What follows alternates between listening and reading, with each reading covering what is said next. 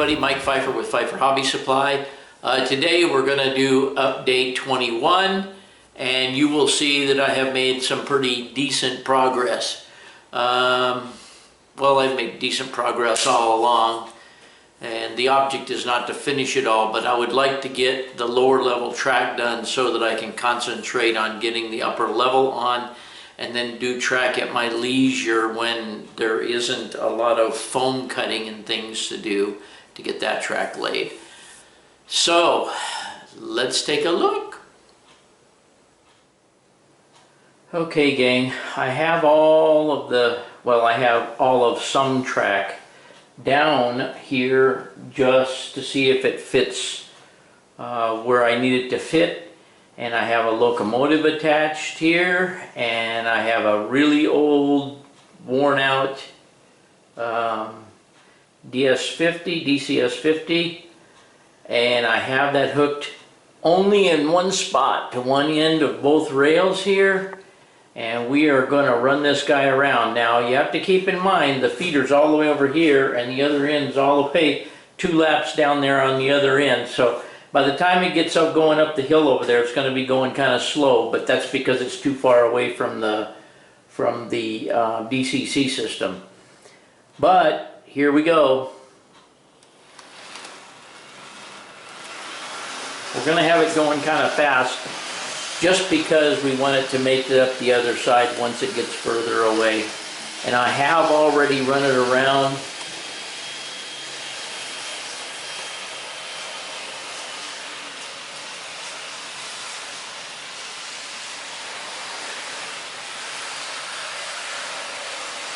This is by no means the speed that I'll be running trains at, but it's just to prove that the train will go around the whole loop.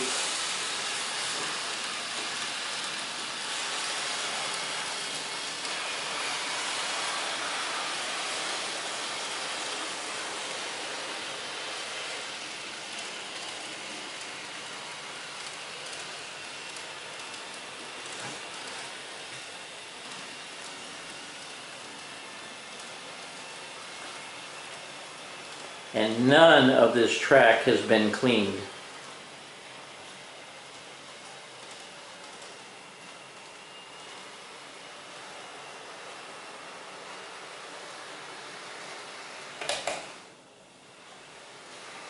So I reversed it. Now you can see that it has already made it all the way down and all the way up.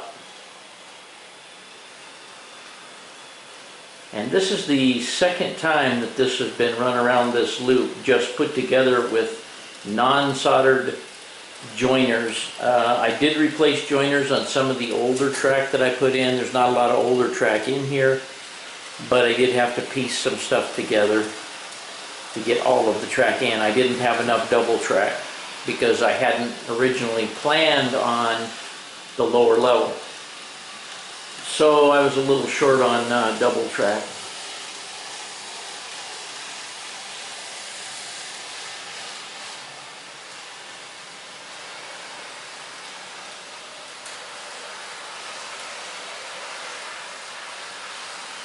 And by the way, that's a new Santa Fe boxcar this month from Microtrains. It's a wooden 40-footer. I just had to have it.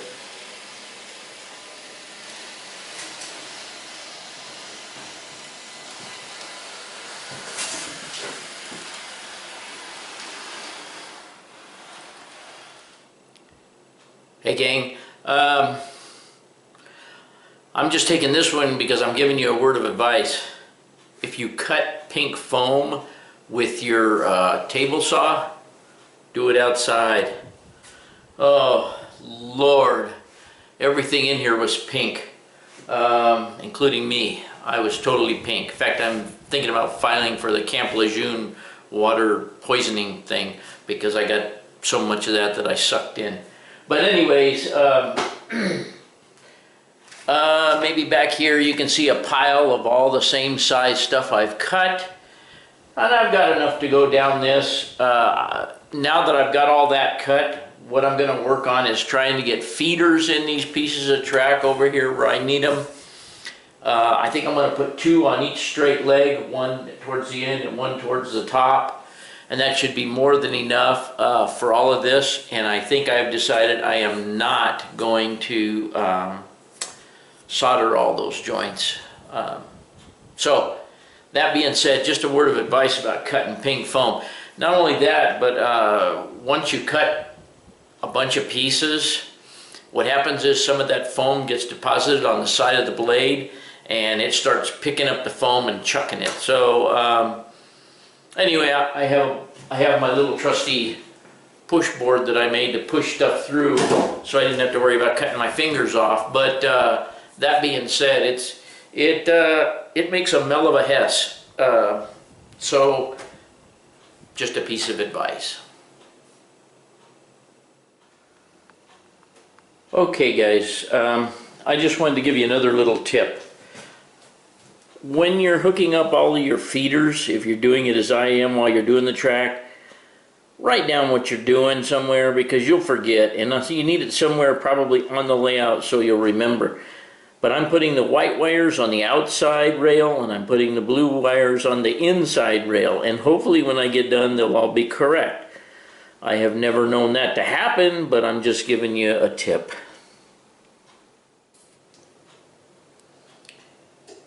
Here's another tip. When you take the pieces of track out of the package, take a Sharpie and write on each piece what they are, because you'll lay them all down, they'll get all jumbled up, and if the pieces are close to looking the same, like the 12 and 13 inch radius, you won't know what they are.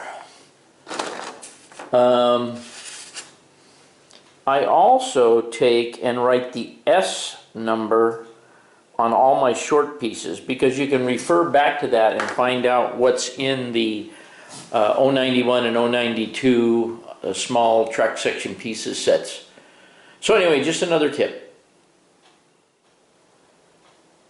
Okay gang, I have the feeder joiners in on all 3 tracks there, and if I come all the way down here, I have them there, there, and back there. So all 3 of these lines are being fed in 2 places, and I think that's going to be sufficient. And I'm beginning to think that not only am I not going to solder it, but I'm not even going to attach it down, simply because there's plenty of room for it to free float on here, and the paint is kind of on the sticky side.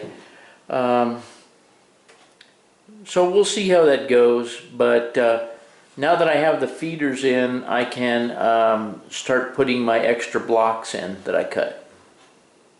By the way, and we're just going to touch on this tip again, here's a piece of brass tubing, and there is my torch. I heat up the brass tubing. I heat up the end of the brass tubing. I take it, and wherever I'm going to run the wires down through, I just put it on the foam, and right through it goes. Even when you're on top of the tape, say for instance up here, you just push it through the tape, then if it's in between or in or whatever, it'll go all the way down through, melt a hole. You can stick the wire right down through there in most cases. So that's just another tip for making holes instead of trying to drill down through there or some other means. Okay, I've already told you guys that I have run a locomotive. Well, I showed you guys that I've run a locomotive and cars around. I just got done putting the locomotive back on. I have tacked the track down in strategic places, like around the curves here and so forth, with some hot glue, just so they don't move in the future. And I have run the locomotive at full speed all the way around both tracks, up and down, with no issues. And what I wanted to show you is, of course this little piece is skinny, but this is pretty much how it'll look, okay? when the lower level's done, that down there on that end will be layout height. And you can see how the track will go down into a cut and go on down and under the layout. Then the same thing here. It will be, hang on one second. Let me move my DCC box and move this. And this piece of foam, hang on a minute here, bear with me. Trying to get it kind of lined up. That's about where it'll be. So you can see that it will be going up and downhill here. It will be semi-exposed back here, but I can put something, like I said, to cover that up. Down in here, it will start coming up out of the cut again and eventually wind up on top of the layout. So I think you're starting to see exactly how this is going to go, pretty much how it's going to go. I've had some suggestions about not attaching the upper level down. I'm beginning to think that that might be a good idea. I might just use screws in it at strategic points to hold it down, and scenic over those screws and mark them somehow, so that if I ever do need to take the, well, I don't know, I'll never be able to take the top off because of all the track on it, but I'm not sure exactly what I'm going to do. That I'll just have to deal with it if it gets that far. Now, the other option is, if the track down below becomes unusable at some point, I can use another riser, put it upside down and lift this track in the back up and just connect it all the way around from there across the back to there and bypass the whole shebang. So bypass the whole, I know it'd be a waste of track and a waste of everything, but I'm not anticipating problems down there. If I can take a locomotive and a car and run it through there full speed and not have any derailments, not have any stalling, not have any problems, and I only have one set of feeder wires hooked up to it, my assumption is that it's going to be good from now on. So this is what I have so far.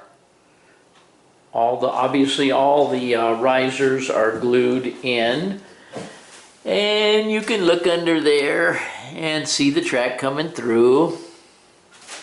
So anyway, this is what I have this afternoon.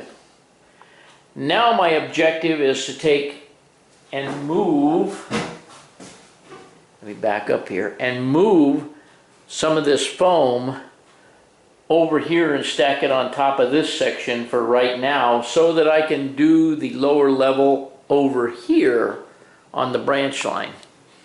So we'll see how that goes. Okay, gang, here we are. I have all of the foam moved over here.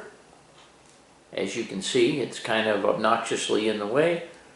I don't have all the stuff cleared out from underneath there, but now I can start working on the other lower section of the branch line. Don't know when that's going to start. Possibly not tomorrow. I'm going to the fairgrounds, but maybe the next day. I am not sure. But I think I'm going to wrap this one up and give you guys this video here. Okay, so there is update 21. Hope you enjoyed it. I hope it remains short. And as usual, thank you guys for watching, and thanks for all the comments.